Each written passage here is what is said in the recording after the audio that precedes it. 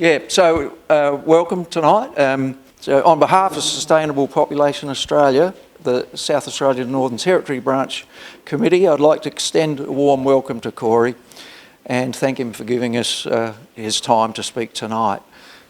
Corey will speak for about an hour and we'll have about 15 to 20 minutes for questions and answers afterwards. So Corey gets around a bit. His Bachelor of Science was at the University of Montreal, his Masters at the University of Alberta, and his PhD at the University of Otago, New Zealand. He's currently at Flinders University. In 2017, he became the Matthew Flinders Fellow in Global Ecology and is Director of the Global Ecology Laboratory.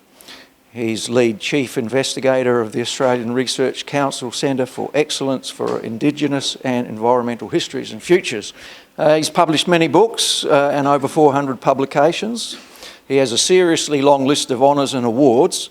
One that stood out to me is his inclusion in the list of the world's top 2% of scientists. He has a strong commitment to communicating the implications of his science to the broader public and to seeing the media influence on some of his papers. I haven't read it yet, but I like the idea of one of his papers that's entitled Underestimating the Challenges of Avoiding a Ghastly Future. His topic tonight might be the basis of an entire year's study. It is increasing human populations worsen quality of life, equality, extinctions and climate change. Please welcome Corey Bradshaw. I'm all right. Yep. Thank you, everyone. If I'm not loud enough, I shouldn't be a problem. I'm recovering from a cold from last week. It's gone now. I don't think I'll infect anyone, but hopefully my voice lasts the evening. I haven't tested it out since I've recovered. So I'm a bit of a jack of all trades.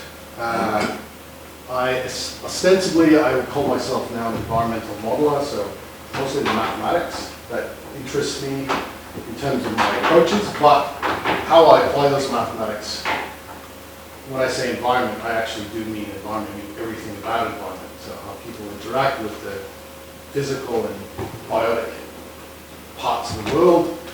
Economics I do a little bit, I do health. Jenny Stevens is back there, she's a health professional, public health professional at Flinders with me, and we're starting to work together. I do archaeology, I do geochronology, climatology, all sorts of fun things, so yeah, as they say, jack of all trades, master of none. Today I'm going to focus obviously on the human demography components of this question. I like to think of this, my work is looking at different cogs in the complex adaptive system which is the world. And there are many different types of adaptive systems, and I'm going to just cover on a certain number of those dimensions.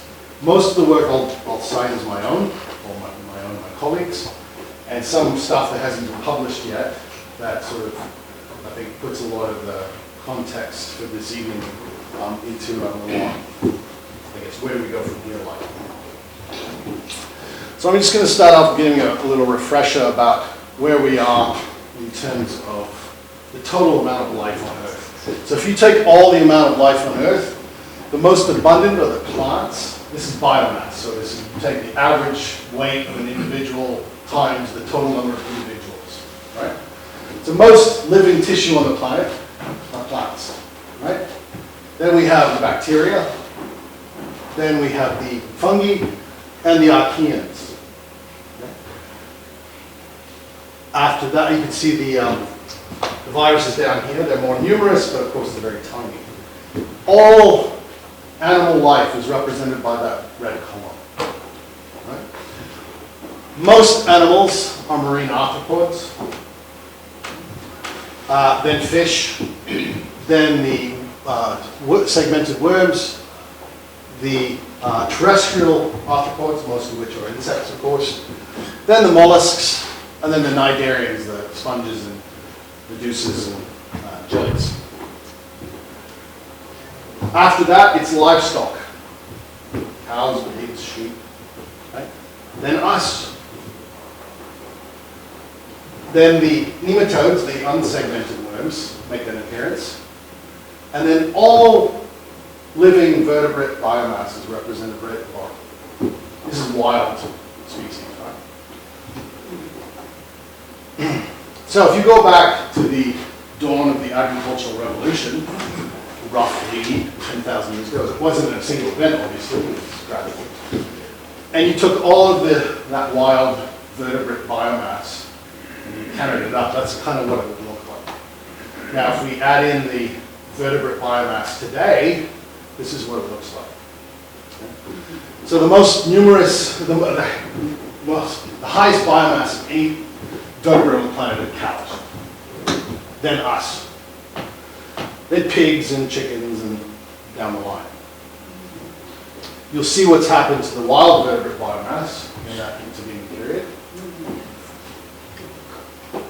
And something striking about this is not only the decline in the wild vertebrate biomass, but what's the other thing that's kind of standout-ish?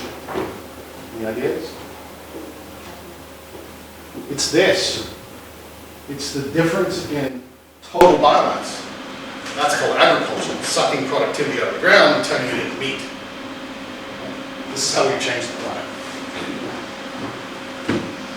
Now this, it used to be actually somewhat of a controversial thing. It's not anymore. in pure ecology was the effects of humans on extinction and threat in non-human species. There's plenty of stuff. For example, there's human density and species extinctions are correlated. Human population densities and growth rates are high in biodiversity hotspots. Biodiversity hotspots are defined as the places with the highest level of endemism, that is, species that are only found there, and the highest levels of threat. Okay. There's a historical relationship between human population size and threats to biodiversity on a national scale. Human population density predicts threatened species. The world's protected areas are most threatened by high population densities at their edges. Population size is negatively correlated with protected area biodiversity health. There's a century scale time lag between increasing human population density and current biodiversity threat. And population density reduces environmental performance in Africa. Some of this is my work. Okay. So there's no question, more people equals worse off biodiversity. There's some, that's usually on terms of extinction risk, and this is part of that equation. This is the Global Living Planet Index, where they've taken thousands of censuses of wild vertebrates across the planet. So if you can see that little map up, every one of those dots is a census over time. And they've just basically said, okay, we'll count up all the number of individuals and we'll set that to 1 in 1970. Interestingly, I don't know. It's my fault that that was the year I was born. And from there, then it's a relative decline in the total number of individuals in population. These are all extant species. It's population size. And you can see here that, well, this is a little bit old now, but about 65% of the total number of vertebrate individuals on the planet have disappeared since 1970. Now, the precursor to extinction is the reduction in total population size that usually is accompanied by a reduction in range. So there's two concepts in conservation biology that describe what we call the declining population paradigm, the things that drive populations to small sizes, and then the small population paradigm. Those are the things that drive small populations to extinction. Now, they're not usually the same thing. For example, the great auk, which is a large, so it's the northern hemisphere equivalent of a penguin, went extinct about 150 years ago. Now, it was harvested mainly for eggs throughout its North Atlantic distribution for centuries. The last remaining population occurred in a little island off of Iceland. So the declining population paradigm was characterized by egg harvest. Now, when it was that last remaining population disappeared in a volcanic explosion, the whole island blew up. End of auk, right? So that was the small population paradigm. It became susceptible to a random or a stochastic event that would have otherwise been irrelevant to a larger population. This is the paper, the ghastly paper that was mentioned in the introduction. Basically, we went through and looked at all the different indices and sort of made a schematic of different degrees of decay, I guess if you will, of the natural world as measured by these different things. The red being destroyed or severely compromised, the blue being somewhat intact at least. And pretty much no matter what you look at, we are way past the halfway point if you sort of calculate that all up together in terms of loss. But it gets even worse. Now let's talk about human population per se. I mean, most of you probably know this, but this is the global human population trajectory since just before the turn of the 19th century.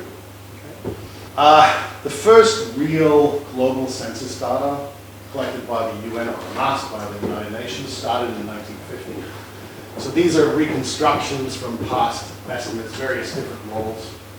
But we have really good data from 1950 onwards. So this is the total number of surviving births. And you can see there the post-war baby boom right there. But actually in the 60s was at the highest rate of change. That's the little R in italics there. That's the exponential instantaneous rate of increase, which we will come back to.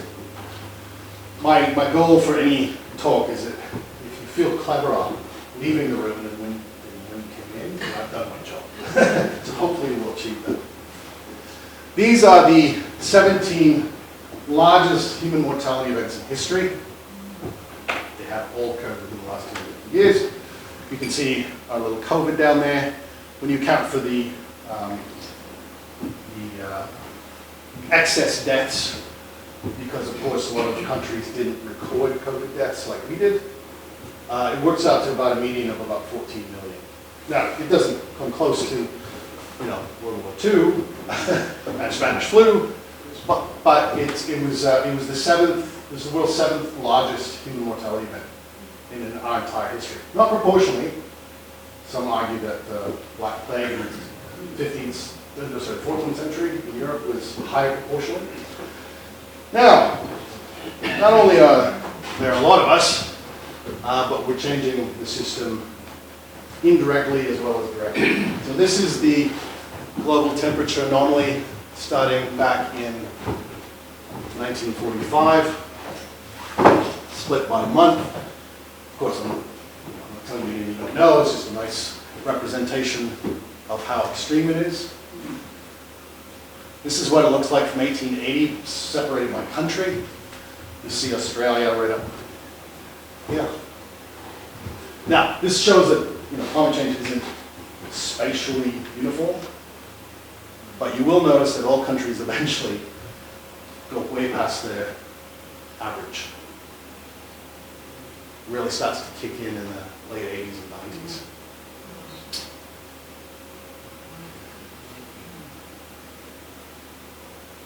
Northern Hemisphere is coping it worse than we are because of the high land mass in the Northern Hemisphere. So the Earth is absorbing an additional 400,000 Hiroshima-sized bombs worth of energy every day. Which of course means that we're losing our ice. The ice melt rates in Antarctica from 1980 to 2020, in the second half of that period, were twice as fast the melt rates as they were in the first half of that series. The Arctic, of course, is losing its ice before our very eyes. These two are out of sync a bit, sorry, so just notice the time difference there. This is total ice extent. You can see it mapped there.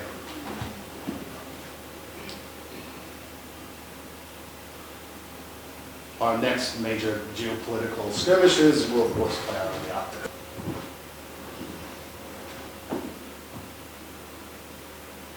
Interestingly, I do a lot of work while you're watching this on sea level changes through longer time periods, like Pleistocene going back 150,000 years or so. And we're seeing what we call a Heinrich event in motion right now. Heinrich events are mass loss of ice from the Northern Hemisphere, freshwater dumping into the North Atlantic. You've heard maybe about the Gulf Stream potentially shutting down. That's part of that process. So we're seeing, in fact, that affecting most of the Northern Hemisphere, which leads to a drying of the Asian monsoon, the East Asian monsoon, drying of the Amazon, and interestingly, a wettening of the Indo-Australian monsoon. So we're seeing all that already, that the north is getting wetter Whether it spills down to southern Australia, one hopes, that might offset a little bit of the heating. But we're getting wetter, whereas the north is getting drier, and that's where all people live. So where do you think they're going to come? If you go back into the literature, and I haven't shown the study here, but basically the idea of these thermal tolerance thresholds. So how much heat can a species withstand before it drops? Now, you may have, I don't know if you remember back in, it was 2016, if you were anywhere around Botanic Park, in the middle of summer there was this massive heat wave, and the flying foxes literally fell out of the trees. Most of the young ones, they died in droves. They exceeded their thermal tolerance. They cooked themselves, right? Heat stroke is exceeding your thermal tolerance. Right? Now, if you calculate that up, you can sort of estimate how many species you're likely to lose based on the species-specific thermal tolerances. And going on current trajectories, it looked like we were sort of in the 5 to 10% range of species lost just from being cooked by the end of the century. But that's looking at individual species in isolation. Of course, ecology doesn't work like that. Predators eat prey. Parasites have hosts. Flowering plants have pollinators, right? Everything's connected in ecology. So what we did is we kind of built a worldwide network of relationships between species, and then we played a sick and twisted God with it. And if you look at planetary heating up to ridiculous levels, it basically shows that when you consider these what we call co-extinctions, that's the addition. So if I'm a predator and my prey goes extinct, I don't have time to evolve for a new prey choice. I'm going to go extinct too. That's a secondary extinction, right? The difference is about 10 times. In other words, you underestimate your extinction rates by about 90%. And then we played evil God, and we took out species at random, and then we did some cooling scenarios, but we won't go and talk about that. We did worst case scenario, where we actually took the most connected species in the networks and killed those first, and then looked at the secondary extinctions, and then the next most important. And then we looked at heating, and we looked at cooling. It turns out that the worst case scenario is equivalent to the heating scenario. So when you try to kill a system, you just heat it up. Then we did a little bit more sort of anchored in reality kind of projections across the world, looking at diversity, number of interactions in the networks, the connectance of the networks. And we predicted what we would lose in terms of secondary extinctions globally by the end of the century. And while these aren't really extinctions per se, the analogy I like to look at is that if you look outside your window and you count 10 species, right? In 2100, you'll count 6 to 7. It doesn't necessarily mean that they're extinct as a species, but there will be fewer in where you're looking. Now, I was talking earlier actually, started this human demography journey because a lot of people started saying, well, just, all we need to do is fix the human population problem and she'll be sweet. Okay, well, how long might that take? I was actually accused of being the opposite, the human population problem denier after doing this paper, which was kind of exactly the opposite of what I did the paper. Anyway, I got attacked, I got death threats for this paper. I got a hate mail folder I started for this paper. I pissed everyone off with this paper. Listen, job well done. We basically did something human demographers don't do, is that we did scenarios that were really evil. We wanted to see how much you could fuck with the system and see how much change there would be in the population. Let's say that you have a capability of preventing all the unplanned births on the planet. Now, going back to 2008, there were about 208 million pregnancies worldwide. 86 million of those were unintended. 11 million ended in miscarriage. 41 million were aborted, and 33 million ended up in an unplanned birth. We're looking at one right here, and so was my daughter. Quite a normal thing. Now, if you somehow managed to get rid of all of those unintended births, you have the same number of people alive at the end of the century as you do today. It effectively comes down to a worldwide one-child policy. So it's a slow process. It's effective, but it's slow. If you double child mortality, right? And they're projected to the end of the century, there'd still be 10 billion people on the planet. If you had a third world war, which has killed the same proportion of people as did the first and second world wars, plus Spanish flu, about 5% of the human population, just shy of. Yeah, you're kind of packing that mortality into the same time, 4 or 5 years. If you had 2 billion people died in a, I don't know, you mix SARS and COVID and Ebola, throw HIV in there, why not? Just for shits and giggles. And 2 billion people died in a pandemic for 4 years. Still have that many people. Now, massive nuclear exchange, 6 billion people die. Still 5 billion of us. In other words, we have this huge demographic momentum. There's a lot of us. We're hard to kill. At least, so people saying, oh, we're going to go extinct? No, we're not. Not for a while.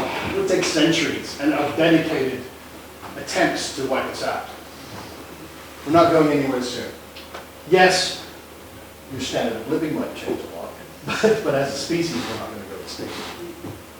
It's not the same everywhere in the world. So Africa, for example, is projected to increase between 5 and 7 times by the end of the century, going from just shy of half a billion people now to nearly 3 billion people by the end of the century.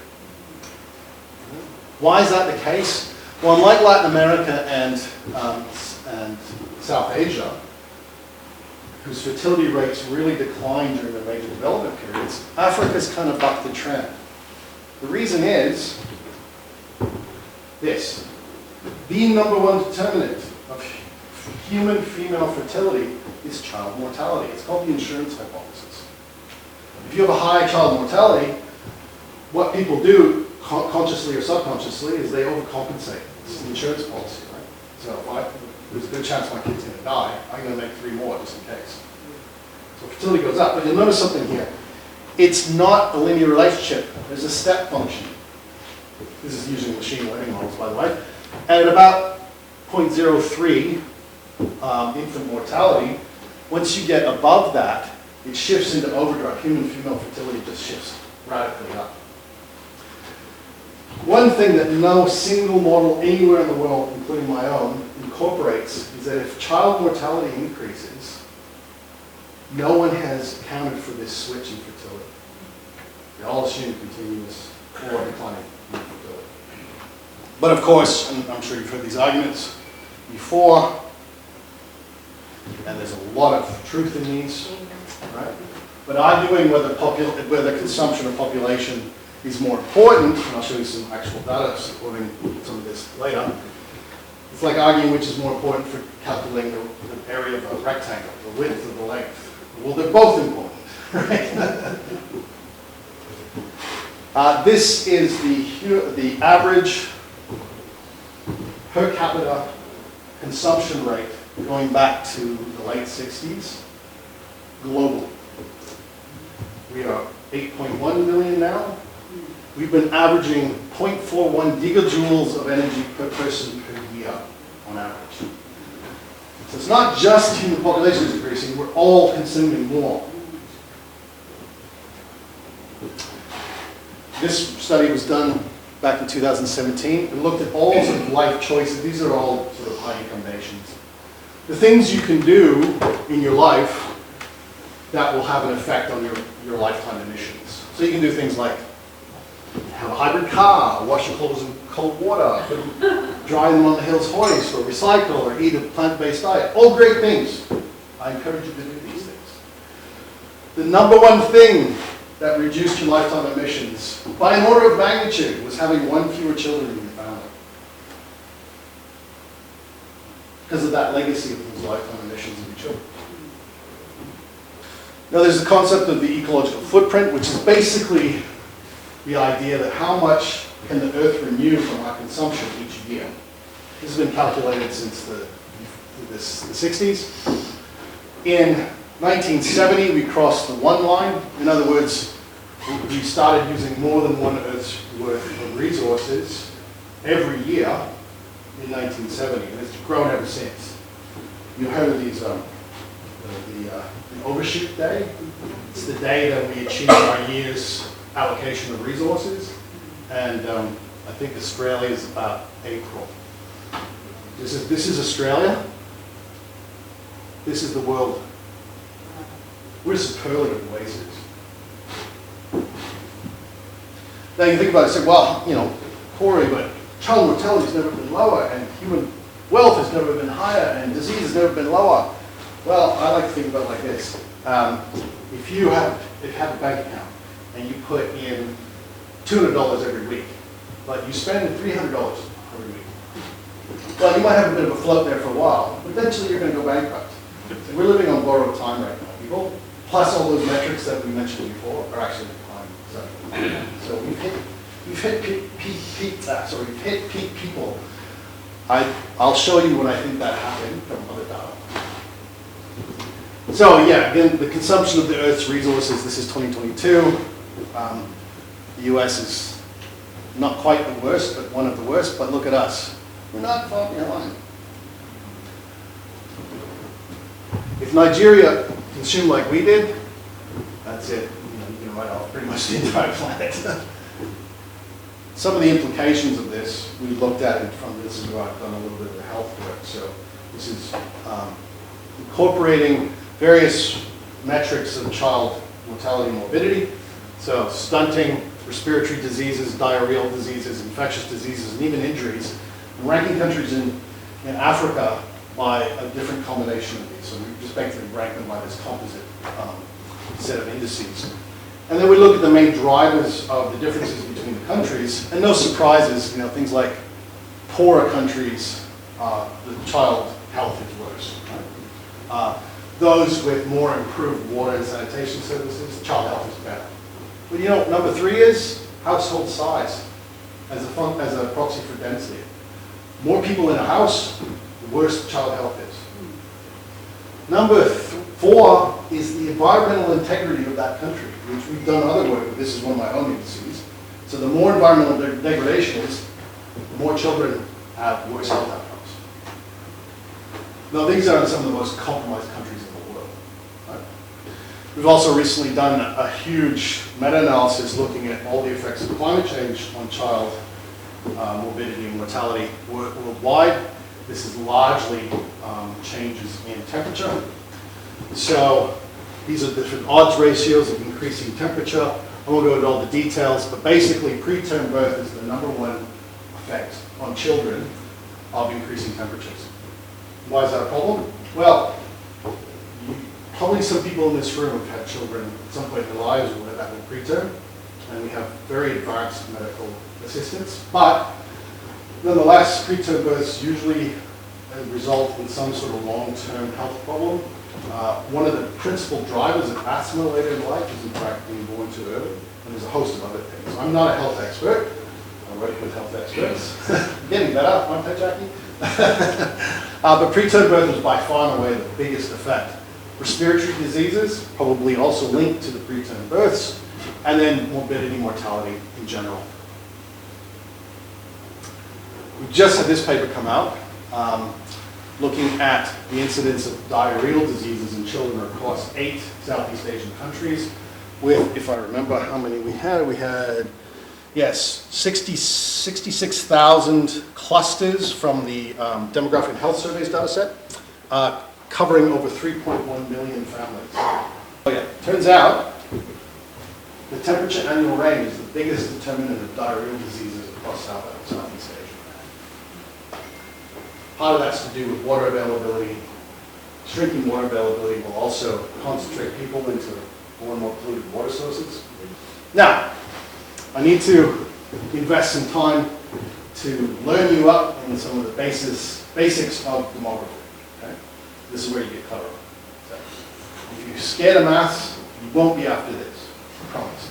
So let's say you have time on the x-axis, and you have population size. Now you estimate population size. You could, let's say we do a census in Australia every 5 years. Right? Most countries do. You've shown you've got your little census packet. There's this many people in my house. Or you fly a helicopter and you count the number of deer in the Adelaide hills. Right? There's very different, but some are more precise than others. But you, through time and through relatively regular intervals, you count up the number of individuals in that population. Just like our human population trajectory I showed you going back to the 1800s. Now, the transition from one measurement period to the next, so from time t to time t plus 1, I mentioned earlier this idea of r, the instantaneous exponential rate of increase, which is just the natural logarithm of the ratio of those two estimates. Right? Still with me so far? Okay, so in this case, what happened? The population declined, right? So when you're on the log scale, that means that the value would be less than 0. It would be negative. If it was increasing, it would be positive. So let's now plot that population rate of change on the y-axis relative to population size at time t.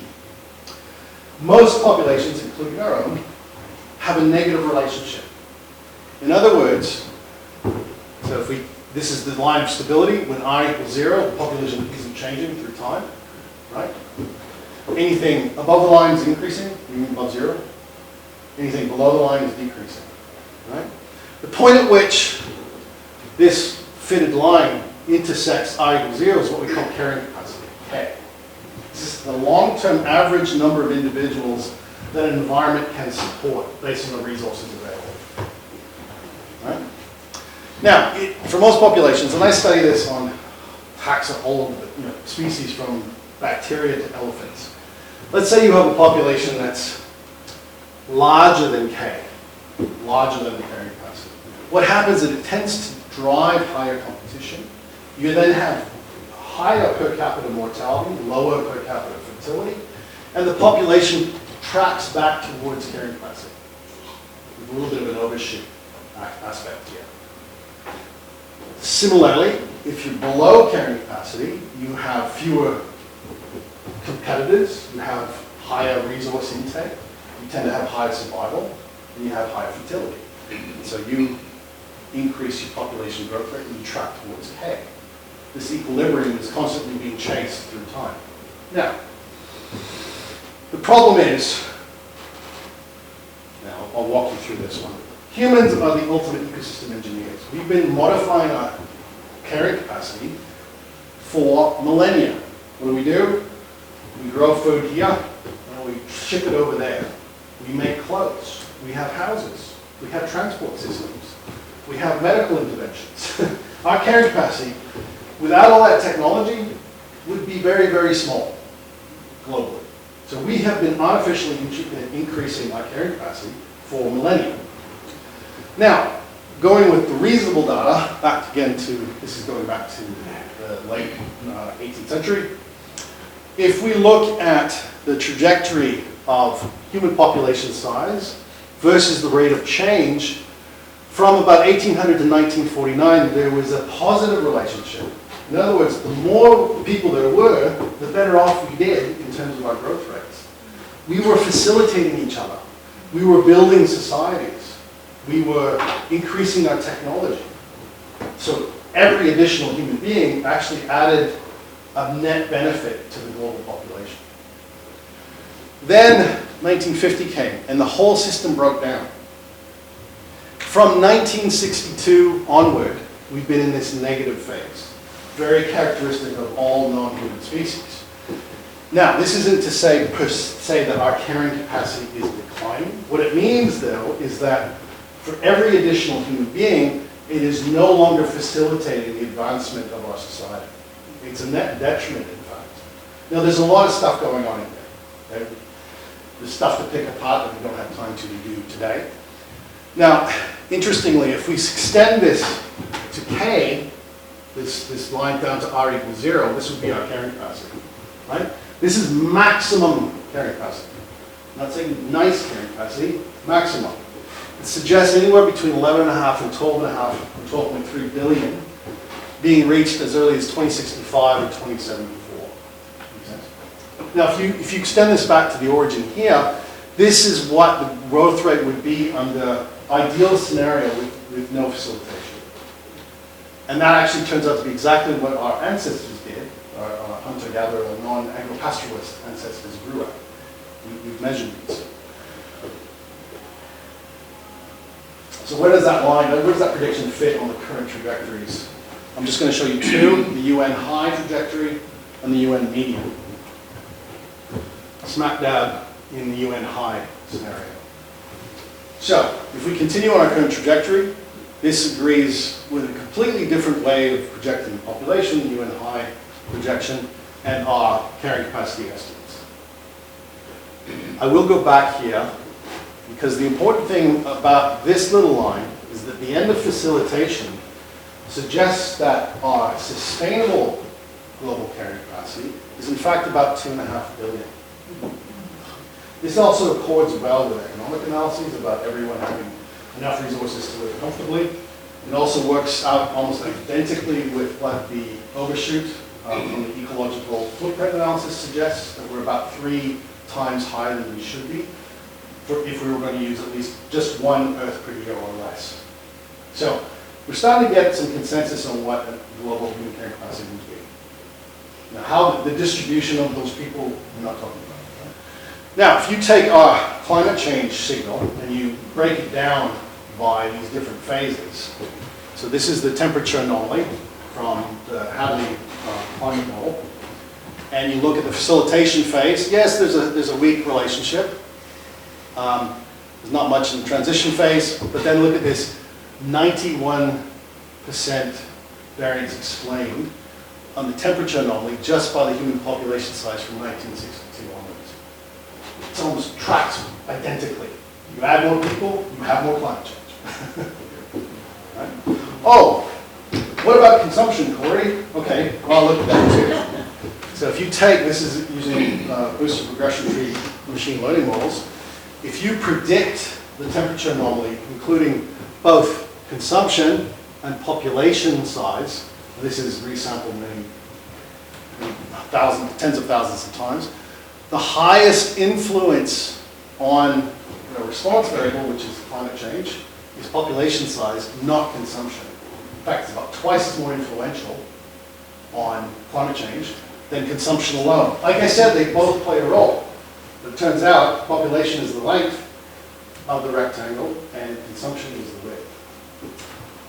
Doesn't mean we shouldn't reduce our consumption, but it means that we shouldn't forget about population size. Now, another corollary, and this sort of gets into the idea of the ghastly future kind of stuff, in the sense that we have an increasingly competitive planet. You know, the old idea that people used to be able to drill a meter into the ground and oil would come up. Now they have to go down to the bottom of the ocean 6 kilometers and then drill another 2, right? So the return on investment for our resources is getting less and less and less. Right? You know, more and more competition. Our argument is that the rise of the populism and right wing around the world is partially, at least, a function of xenophobia derived from this concept of competition, whether perceived or real. Often it's perceived. In fact, if you look at the data that do exist for refugee contributions to the economies, there's usually a net benefit, right? If you look at the economics data. Sure, refugees tend to adopt the same consumption patterns as the host nation 6 months after arriving, but they usually have a net benefit in terms of productivity to society's economies. But I digress. I'll just make sure I get these numbers right. In 2024, there were more than 120 million people that were forcibly displaced from their homes, and 43 million of those became refugees. In Africa, for every 1% increase in population size, there's an increase of 2 to 3 times the number of refugees produced from that continent alone. Now, ignoring climate change and warfare and other geopolitical problems, that means by the end of the century, there's going to be between 80 and 120 million refugees coming out of Africa every year. If you think we have a refugee crisis now, you ain't seen nothing yet. So, politically, we're getting less and less capable of dealing with more and more difficult problems. So, unfortunately, my message is very pessimistic. It's going to get a lot worse before it gets better. That's what usually people do after I talk. I'm commonly known as Dr. Doom. Now, why can't we see the writing on the wall? Well, there's actually a theory behind that. Now, back in 1974, Ernst Becker wrote this very seminal book, won the Pulitzer Prize. The idea, this terror of dying, how we can have passions and better ourselves and educate ourselves and try to do better, all for us to die, is why people turn off on the whole concept of mortality. They don't want to talk about it, right? This denial of death, because we have desires and we want to improve. Some would argue that the whole concept of religion is because of this. This has been extended to terror management theory, which is the idea of existential death, so the death of us all, the death of society. We have faith that we're valued people, and when either is threatened, we respond defensively to bolster the faith in our culture and ourselves. So this personal death is magnified by existential death of the species, at least of society. The worst culprits are parents. I'm a parent, I'm sure many of you are. That you can invest so heavily in your children. You can give them best food, you can give them the best education, you can give them the best health care.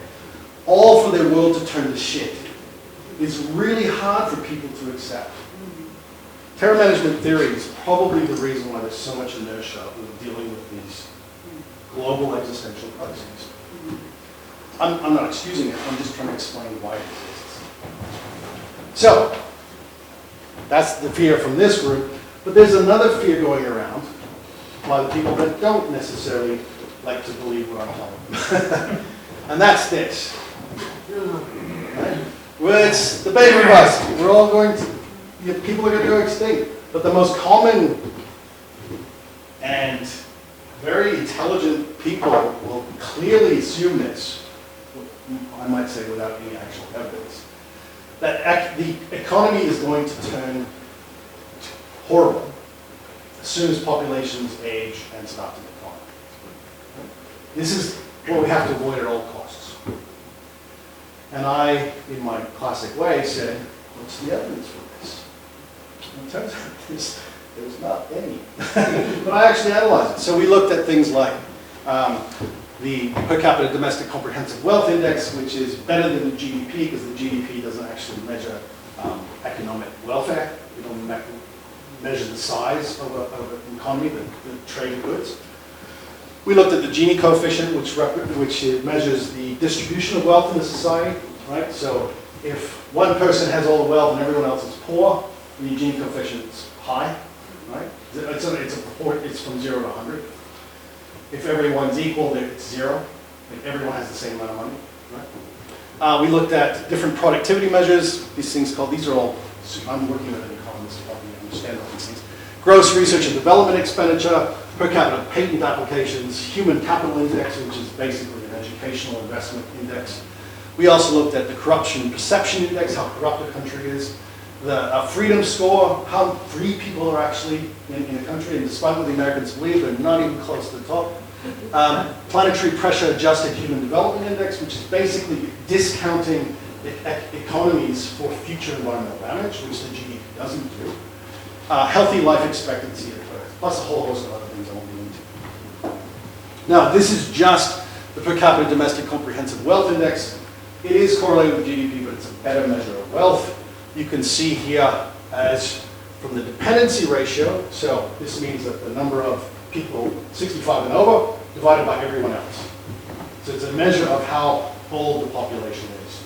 So older populations on this side of the axis, younger populations here. Each one of these dots is a country. Each bubble size is the population size. Right?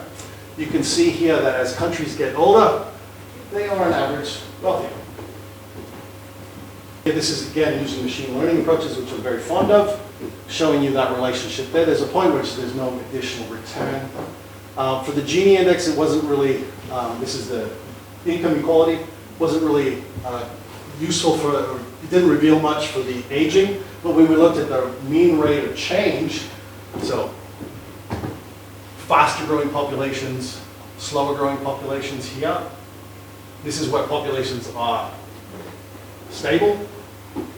Again, the populations with the lowest growth rates, or negative, had the best wealth distribution among their citizens. How about productivity? This is what real economists like to get into. For the Productivity Commission, this is what they're talking about. Every single one, older populations were more productive.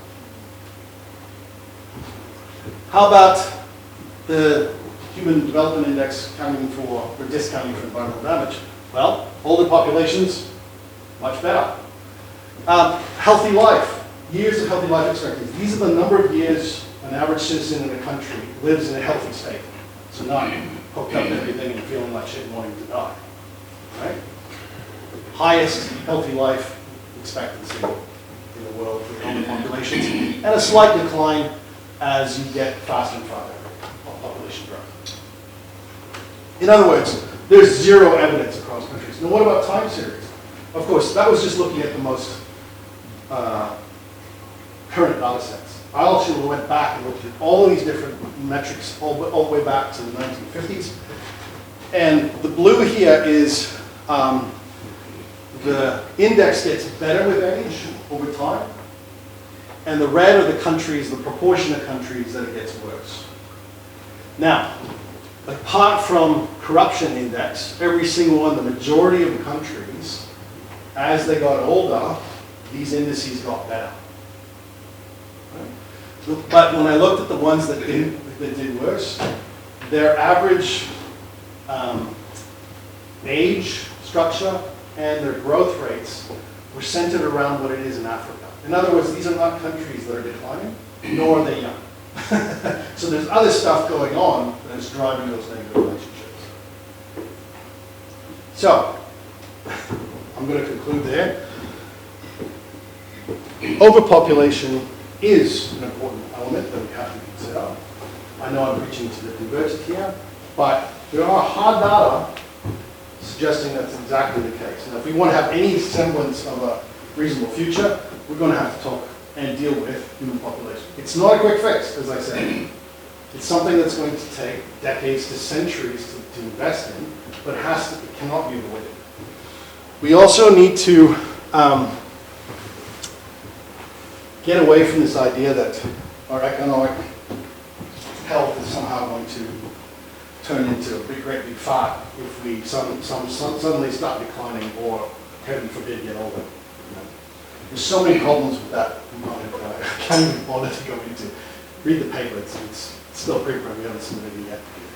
Investing in things like family planning, female education in low-income and middle-income nations, giving capacity to women to make their own decisions economically and for their family, are essential to make the world a better place. Most people on the planet that are suffering and will suffer from increasing mortality and all the horribleness of climate change are in the poorest places with the least capacity to adapt. Right?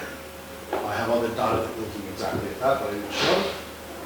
If we want to have any semblance of humanity, that's where we have to address something. African nations know this. I'm involved with some of the UN people, and you don't go up to a Ugandan and say, have you ever heard about this population problem? They go, no shit. They're all over this.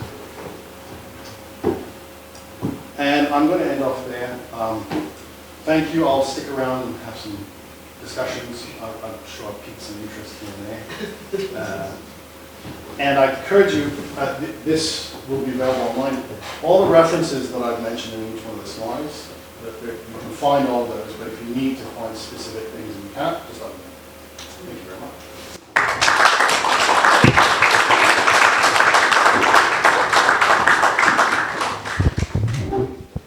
Corey, so much fascinating information. Thank you very much. And that last slide saves me asking you a question. Rather than read your 400 research papers, what books do you recommend? So thanks for that. We're going to have a Q&A, both here and through the people on live stream for about 20 minutes. And I might just make some comments first on the Q&A, just so that we try and get the best out of Corey's time, because I'm sure there's lots of questions. I would ask you to keep your question short and sharp. So in other words, ask a question in less than 20 seconds. And the handheld mic will be passed to you by Mark. Just make sure it's close to your mouth, because we are recording this and it will be on the Sustainable Population Australia website. The other little thing that would be very helpful, when you have the microphone, would you mind standing up so that at least the cameras at the back see more than the back of your head? I'm sure you've got a lovely back of the head, but it'd be good if we see at least your profile. And so I had one question for you to start off, and and you had a slide with population growth accounting for, I think it was about 80% of the greenhouse gas emissions increase and about 20% for consumption, which begs the question, why are climate change and environment groups spending 100% of the time on 20% of the problem, and 0% of the time on 80% of the problem? Have you got any thoughts on that? Because it's hard, and you get attacked when you do. Well, we won't attack you. I know, you probably will. I get attacked all the time. Yeah. I work closely with Paul Ehrlich. He's been attacked his entire career. He's 95 now. Oh, wow. Still going, can't see anything anymore, but he still causes a fuss. And I asked Paul one day, how's it to go through life with so much hate poured on you? He said something to me. He said, Corey, if you came up to me and said, Paul, stop being a fuckwit, you did something wrong, I would take that to heart. But when other people that I don't respect, who have no knowledge, who don't want to know, say something, then I don't pay them much heed, which is a good life wisdom, but I digress. I think the problem is, it is one of those wicked problems. It seems very intractable. And because it's so wound up with economics, religion, human rights, gender equality, it gets very ideological and emotional very quickly, and people forget the numbers. Or they don't want to know the numbers. It's a bit like climate change denial. You know, we know what to do about climate change. Are we doing it? No. I mean, we're sort of diddling around the edges. But population, and another thing is, if you go back to family planning, pre-1992, family planning was one of the principles of overseas development funding, right? In 1992 was the Vatican-sponsored Global Population Forum, I think it was called, in which they basically said, no more family planning. We are Catholics, and we can, at that point, there were more Catholics than anyone else. That's not the case anymore.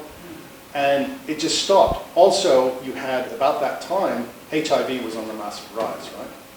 And basically, overseas development funding turned to, in terms of health, turned away from family planning and invested in HIV mitigation. A great thing to do, but it hasn't recovered since. And it's become a dirty word. In the UN right now, if you even say population, you get crushed. I mean, it's unbelievable. I have mates that work there, and they're not even allowed to say the word because of this colonialist perception that don't do what I do, but you're going to have to suffer any jokes because I told you so. It's a colonial aversion. Again, good thing to be to address colonialism. Absolutely.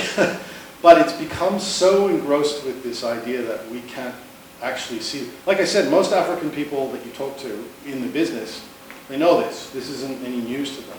It's really a high-income nation perspective. So me, middle-aged white cis guy, telling people to stop breeding, oh, just put a target on my forehead. Okay. I'm not going to put a tattoo on your forehead. So we'll pass this over to Mark and maybe take some questions from the floor. Thanks for your talk. When I was born in 55, the population was about 2.6 billion. So it's tripled in my lifetime. About more than 80% of the population of the world is still in what we used to call the third world, or now the developing world. An Indonesian fisherman on the north coast or south coast of Sumatra with 3, 4, 5 kids, finding life harder and harder, given that Indonesia's pretty close to the equator and getting hotter and hotter. Why wouldn't I head south to Australia? Or I just think that we in the West, in the first world, as we used to call it, are really wasting our time in many respects. We're going to be inundated by tens or hundreds of millions of people moving north and south away from the equator. I cannot see anything positive, no matter where I look. Human populations will shift distribution, and they already are. Primary refugees are already beginning. Whether you call it a warfare over food availability, ultimately it comes down to an environmental issue. That's going to be more the case, to the point where many parts of the world will probably be unlivable just from our physiological capacity. So, this is why I'm a pessimist, because we're getting more and more xenophobia, getting more and more populist politics, in a knee-jerk reaction to this very phenomenon, and it will become a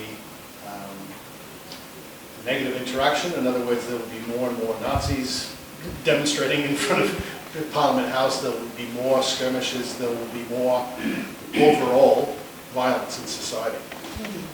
Something that I didn't talk to you about, but we're also doing, and Jack is involved in this too, is we're looking at domestic or intimate partner violence related to increasing temperatures. It turns out when people are hot, they like to beat the shit out of each other a lot more. There's even suggestions that actual warfare is an upward trajectory of increasing temperature. We just kind of lose our marbles when it's hot. Ever been to Darwin in the wet in Go Tropo? Build up. We know about it, right? This is a global phenomenon. Men beat their intimate partners more in hot climates. Corey, Rob Fowler. I'm an environmental lawyer who's spent 50 years working on these issues, and also was Vice President of ACF for about 15 years. And in response to that question you had, the money in environmentalism is in the immediate issues, climate change, biodiversity, etc. It's not in economic growth and population growth. And I fought in vain for a long time to change that agenda and failed. My question to you is about two assumptions in the presentation, which I thought was fantastic. Thank you so much for so much detail in there. The first one is about future population size, and in work I'm doing on a book which I'm calling Confronting Collapse, I'm reading work like that of Bill Rees, whom I'm sure you know well from UBC, and Bill talks about a population correction. And on his deathbed, where I was privileged to be present, John Coulter, a member of this organisation, one of his final words were that he felt that the world population by the end of this century would be about 1 billion. And the reason for that is that there's likely to be a collapse in population through a combination of factors, one of which is evidence of increasing decline in male fertility through exposure to chemicals, plastics, etc. I'm seeing a lot of that. The other question I had was, so the first question is it in fact reasonable to assume we are going to go on that trajectory to 8 to 10 billion, or is Bill Rees possibly correct in saying there will be a major adjustment to that? The second question is the carrying capacity issue, which is a very difficult one, as you pointed out. At 2.5 billion, to what extent does that take into account the likely impacts of climate change and loss of biodiversity over the next 50 years, and could that figure actually need to be adjusted? Most likely, no. I'll answer the second question first. No, it doesn't. What is sustainable? I define what sustainable means. There isn't no meaning. It's whatever you want. But if you look at the mathematical demographic definition of carrying capacity, it's sustainable. You keep it in perpetuity. That takes active management. That takes actual, this is what we should be doing, as opposed to just letting them go. Yes, I think that getting to that value ultimately would be possible, but there's going to be a lot of risk. We don't magically hit carrying capacity and stay nice. we usually overshoot it and come back. We're human beings. We like to torture each other. The first question, the fertility issue is interesting in that while there is definitely evidence that it's male fertility, from a demographic perspective, males are irrelevant because we don't have babies. So if one male is capable of fertilizing a female, then the female is fertilized. No, I'm ignoring female choice in this. I'm getting to my ecology. The likelihood that male fertility will actually reduce fertility rates beyond socioeconomic considerations first is extremely low. Now we're starting to look into what those effects might be, but socioeconomic pressure deciding not to have children is a far more influential parameter than human fertility per se. Plus, as I said, none of the models actually account for the fact that as child mortality rises, human fertility goes up because of the insurance policy. This is an active or subconscious choice. So we are very much, I didn't show it, but if you look at the projections going back to the early 90s, that the UN made in the early 90s, and then we validated what we actually hit, we're tracking at the high to medium almost exactly. None of the low scenarios make sense. So we're pretty much on exactly the track that the UN is telling us. Now, but I also showed you too that even if we go out and try to kill each other really hard, we still have this massive demographic momentum. Now, centuries, we're talking some of the issues that you raised. Yeah, I can see some of those coming in. This century, no. It's even debatable whether even we're going to peak this century. I used to think that there was no way we'd peak. Now I'm starting to think maybe by 2080 it could be, based on some of the models now that I'm seeing. But this, again, the UN doesn't even account for a change in child mortality. None of the models do. It does. I was just wondering if I sort of have a mining background. Does your modelling take into account the minerals and resources running out? Because, for example, the Bass Strait gas field is almost done. The Moomba gas field may be 20 years. What happens then? Well, you know, if we want to talk about peak fossil fuels, that's a whole other conversation. Yeah. Yes, we hit that quite a while ago. Part of the transition to renewables ain't about being nice to the planet. It's about exactly what we're talking about. So the reason China is building nuclear power plants and the biggest solar and wind arrays in the world, it's not because they're nice. They're thinking about the planet. They know things are running out. So I don't look a gift horse in the mouth, but at the same time, you have to understand the geopolitical impetus behind some of these decisions. Moving away from fossil fuels, absolutely essential. But fossil fuels have been the reason why we've been able to exceed carrying capacity. And this is the reason why we're in the descent phase. So, we have to find ways of producing that energy in a different way. That's happening, but slowly. But there's a lot of legacy interests involved, and they will squeeze every drop of oil out of that rag to the last moment. Thank you. So just following on from that question, to what you just said, what do you think is going to be the impact of what Trump's trying to do in America and basically close down renewables and promote fossil fuel? I think that's just corollary of what we were talking about. I think that is corporate cap. I mean, there are a few governments in the world that have more corporate capture than the American political system. We have a huge amount, thankfully not quite as much as that. There isn't a single democracy in the world, I would argue. We're all shades of a plutocracy. You show me one democracy in the world that actually doesn't have political donations, I'll show you a country that doesn't exist. We like to think we have democracy, we don't. We have plutocracy. So, unless we get around things like political donations, we make them illegal. We actually have ICACs that work with teeth, and we make politics about the popular choice as opposed to the corporate choice, then that's only going to continue. And so we're going to get more and more pushback from fossil fuel industry. to the point where, even when we're running out, even when it doesn't make economic sense, the few individuals that do profit from it will push it to the ridiculous extreme. So this is why, again, I'm not an optimist. Things will get much worse before they get better.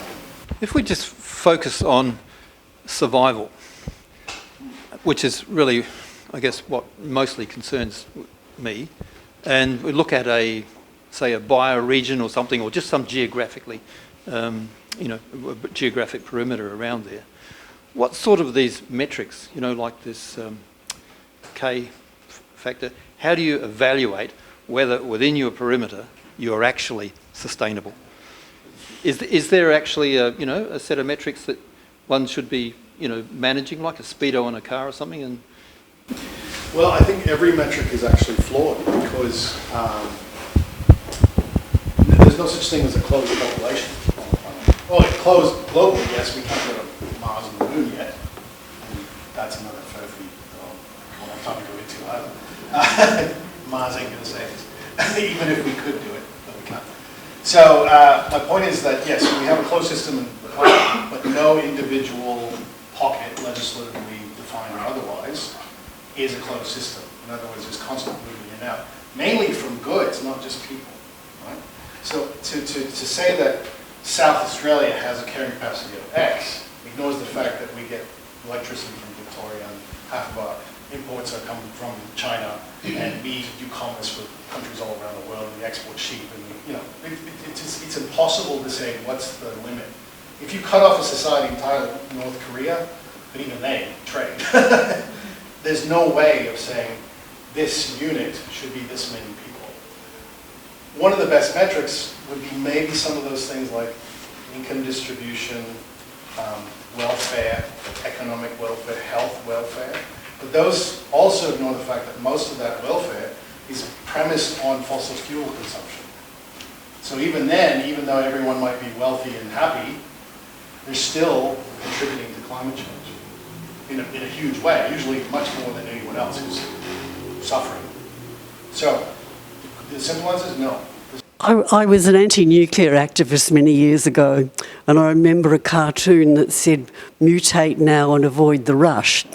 Well, it's a bit like that now with population, and I'm wondering, we who are population activists, whether it's really worth us continuing on when you see environment groups like the ACF saying it's not about population, it's about consumption. We have political parties like the Greens saying it's not about population, it's about consumption. We really are up against it. Is it worth fighting? Not to question the modus operandi of your very existence as an association. I'd say that perhaps the messaging needs to switch, as opposed to talking about population per se, talking about better societies. And the population is part of that equation. So, when you're talking about housing crisis, for example, if we do talk about the demand side of the equation, we want to couch it in those terms, then people start to listen to you a little bit more couching. You have this reaction when you start to talk population, especially with the more, shall I say, progressive, high-income parts of the world that are sensitive to ideas of colonialism and racism. Yes. So yes. Being called a racist is part of the job here, because if you study these things, you're a racist, clearly. There's ways to get around that. I try to keep my collaborators as varied as possible, not just because of the different perspectives and skills that they bring, but because it adds gravitas to the message. And I think thinking outside the box is an important thing. And dealing with the problems on the demand side of the equation. Again, I'm no expert in that. I'm not very good at policy shifts. I've had a few wins in my life, during my career, but they're few and far between. I'm mostly the boffin that comes up with the numbers, and they go, do with it what you will. I mean, I try to do more than that, but it's just me by myself. I can't influence policy. I might be able to add something, which I just noticed on the Digiflex live streaming. And those of you who don't know, Digiflex, their main business is in live streaming funerals. And I just thought it was worth mentioning that underneath the video it says, please refresh this page if the video has not started by the scheduled funeral time. So there's an answer.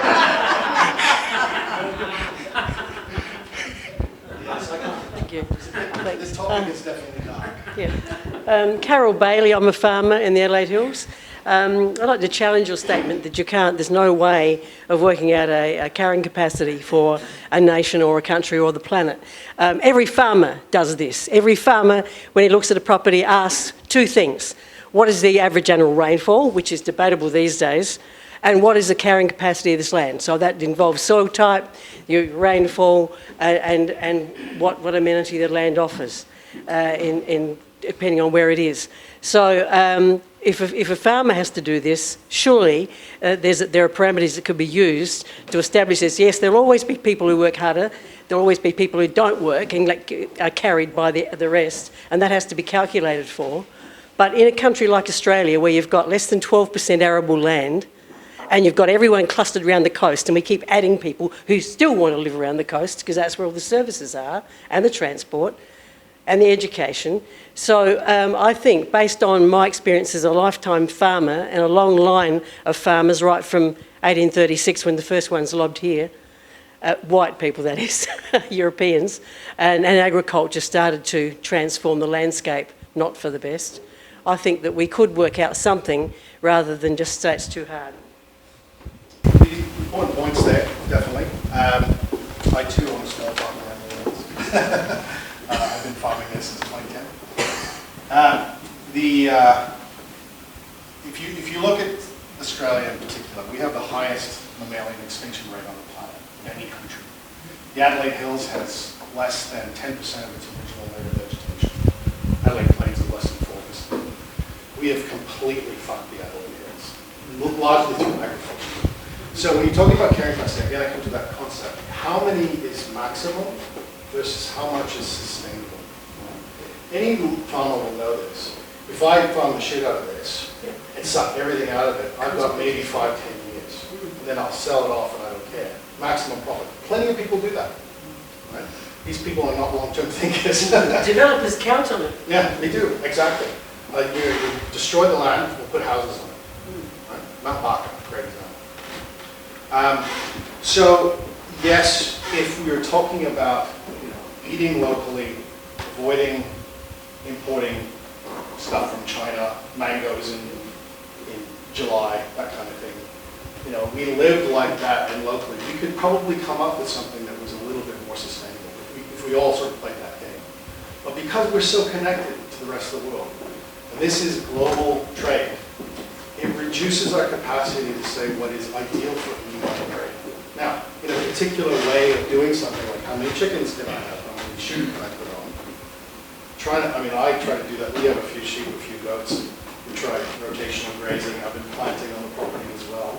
Trying to get some sort of parasite management through the rotational schedule, planting native grasses, that kind of thing. A lot of people are doing that. It's at a very small scale. I might be able to do something. My farm is never going to make money. I couldn't live off of it.